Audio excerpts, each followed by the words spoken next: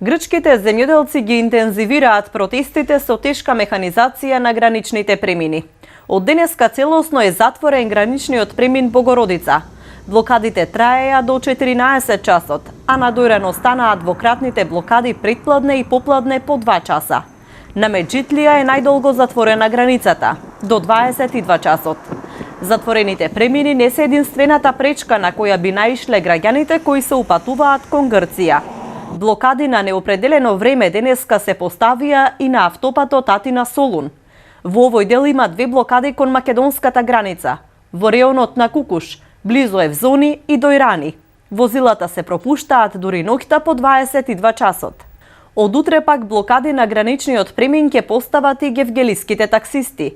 Тие со своите возила ќе го блокираат преминот од 10 до 12 часот, револтирани што Центарот за управување со кризи не го почитуваше договорот, според кој тие требаше да ги превезуваат мигрантите во текот на денот, а возот да се обраќа ноќта. Блокади ќе има и во Гевгелија. Од 13 до 15 часот ќе се затворат влезовите на градот, како и дел од улиците во централното градско подрачје.